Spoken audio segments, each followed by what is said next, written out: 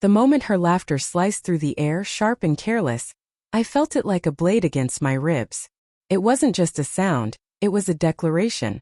A spotlight swinging away from me, and onto the punchline I'd unwittingly become. Picture this. 25 years tethered to someone, a quarter-century of shared mornings, quiet compromises, and the kind of history that builds itself into your bones. I'd spent 2 weeks orchestrating this night, a meticulous tribute to a past I still believed in. It wasn't just an evening, it was a monument, hand-carved from nostalgia and hope, set in the same lodge where I'd once dropped to one knee, her eyes catching the flicker of lantern light as Blue Bayou hummed through the speakers. Back then she'd looked at me like I was the center of her universe, not some faint hum in the background of her life. I'd gone all out. The same caterer from our wedding, their brisket still smoky and tender in my memory, agreed to recreate the menu. I'd rummaged through the garage, dust coating my hands, to unearth a CD buried under old tax files. Our playlist scratched but sacred. I'd even designed invitations, real ones, the kind you hold and feel, not some digital afterthought. And the lanterns, those ridiculous, overpriced things she'd once said reminded her of Tuscany, a place I'm still convinced she invented in a wine-soaked haze. I tracked them down, hung them myself, their glow casting soft shadows across the lodge's wooden beams. It was emotionally extravagant, a gesture that cost me more than money. I wanted her to see it, to feel it, to remember. But she didn't. Even as we pulled into the gravel lot, I sensed the disconnect. Her body was next to mine, but her mind was elsewhere. Tethered to that phone she kept tapping like it was a lifeline. "It's just Jenna from work," she muttered, unprompted, her voice flat as if daring me to care. I hadn't asked, not then, not the 2 times before. I just nodded, opened her door, and let the night swallow us. The second we stepped inside, her hand slipped from mine like I was a stranger she'd brushed against in a crowd. She made a beeline for the wine, leaving me to the familiar chaos of hugs, backslaps, and the thick scent of cologne mingling with roasted meat. Friends I hadn't seen in years pulled me into their orbit, and I played along, smiling, nodding, pretending I wasn't watching her from the corner of my eye. She scanned the room, restless, her gaze darting past the faces we'd invited, searching for something or someone who wasn't on the list. I don't know when he showed up. Maybe he'd been there all along, lurking in the periphery waiting for his cue. All I know is the lights dimmed, the music swelled, and Heather, my wife of 25 years, ignited. Her face lit up like a city skyline, and she moved not toward me, not toward our shared history, but toward him. She didn't just walk.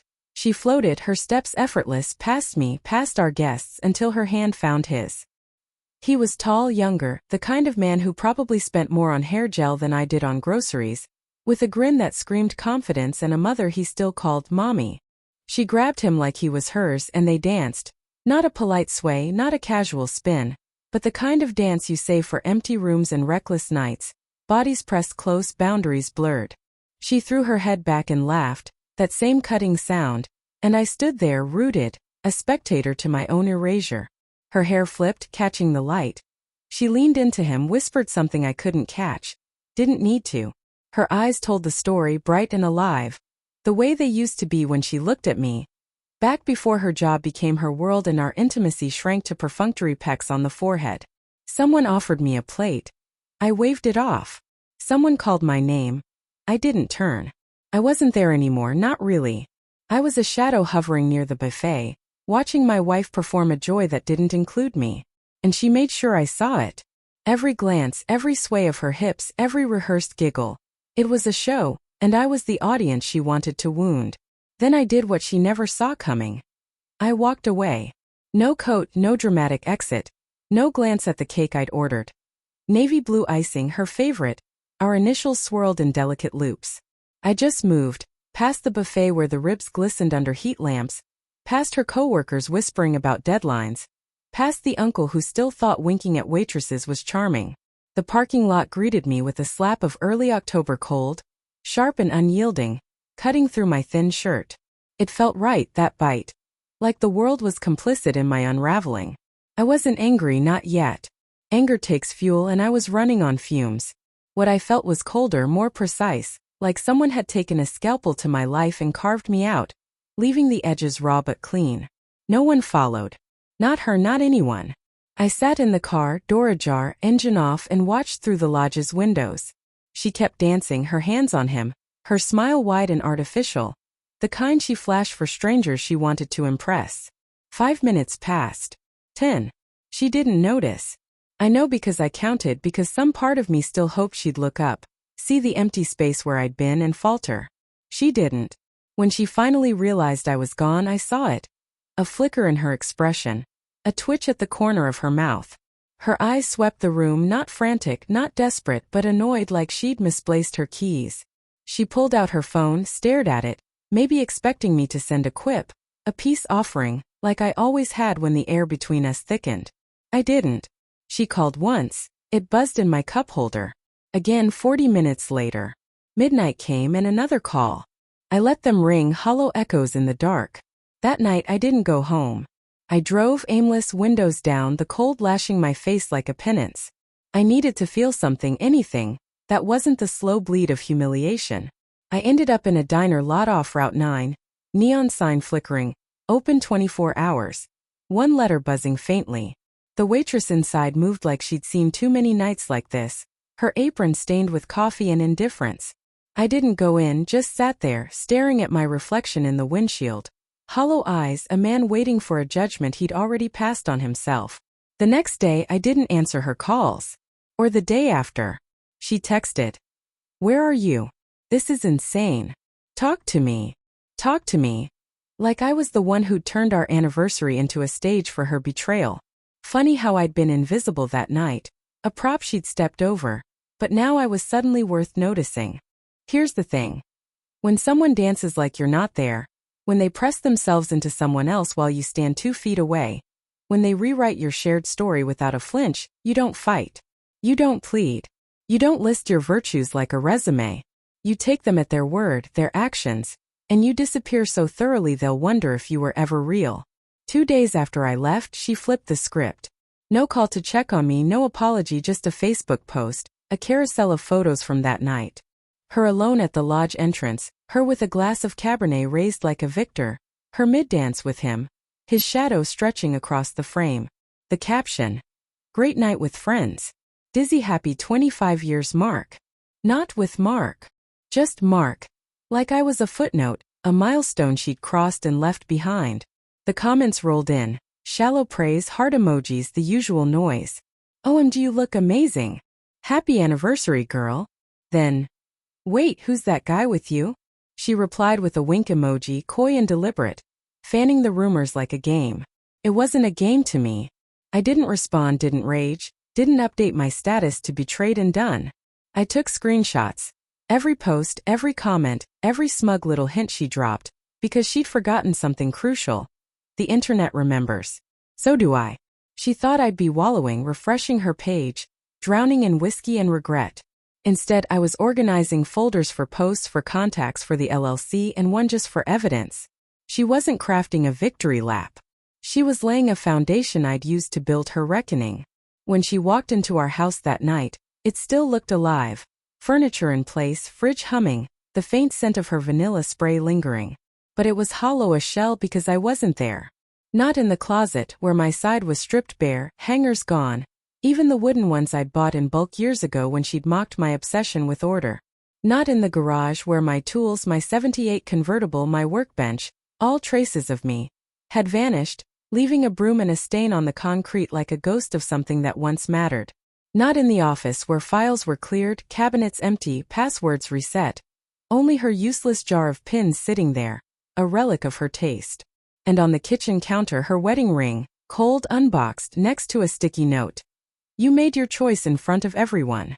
No essay, no tears, just the truth. She laughed it off, of course. It's what she did when she couldn't face the mess she'd made. Giggled, performed, spun her life into a quirky little tale where she was the star. She called her sister that night, glass of Chardonnay in hand, voice dripping with dismissal.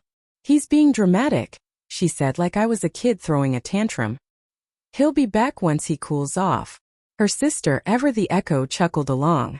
Then she invited him over, Dean, the prop from her dance, the man she'd clung to like a lifeline. Maybe she thought it'd be a defiant little scene, a dinner to prove she was still vibrant, still free. I wasn't there, but I can see it, Her raising a glass to him, smirking, to freedom, like I'd been her jailer. Like 25 years of holding her up through every crisis, every reinvention, had been a sentence she'd finally escaped. But freedom's a funny word when the ground beneath you starts to crumble.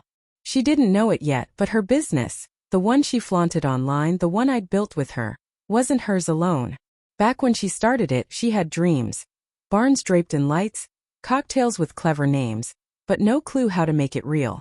I did the grunt work. Filed the LLC, negotiated leases, wrote contracts while she sipped rose at tastings. She called me her silent partner, then, until she decided silent meant irrelevant. My name stayed on the paperwork, though buried in the fine print she never read. After that night, I pulled the lever. One document to our attorney froze the operation. Legal ownership review, no accusations, just enough to halt every dollar she counted on. I logged into her website. Our wedding date still the password, and marked everything unavailable. Suppliers got notices. Clients got emails. The machine stopped. The fallout was swift. Florists called. DJs emailed. Brides left voicemails, their voices cracking with panic. She tried to charm her way out, blaming glitches, assistants, anything but herself. But screenshots spread, cold corporate messages about suspended services. And the truth sank in. Dean. Gone. No texts, no calls, just silence when the chaos hit. She was alone, phone ringing off the hook, in a house that echoed with my absence. Her voicemails to me started sharp. You made your point, Mark. This is petty. Grow up. Then softened, syrupy. Let's talk, okay? You're scaring people. Then tears, a choked. I didn't think you'd actually do this. I listened, cataloged, didn't reply. Silence wasn't sulking, it was strategy. At the bank, she stormed in, all bluster and red blazer, demanding control. The manager, a kid barely old enough to shave, pointed to the screen. Joint ownership, my appointment scheduled. I walked in, calm, papers in hand, trust transfers, accounts split, my half secured. She hissed. You're ruining me. I smiled steady. You danced without me. Now pay your own band. She watched, helpless, as her stability dissolved. She went public after. A Facebook rant about abandonment, painting herself the martyr. But the internet turned, comments, videos, screenshots of her with Dean, my silhouette in the background. Clients bailed. Sponsors ghosted. Her empire crumbled and I stayed silent. A year later I was back at the lodge, dancing with someone new, warm hands, a smile that didn't demand anything. Heather appeared, alone in that faded green dress, hovering like a memory that didn't fit. I glanced at her once, then turned back to the woman in my arms, to the life I'd reclaimed. She'd made her choice. I'd made mine. And the music played on.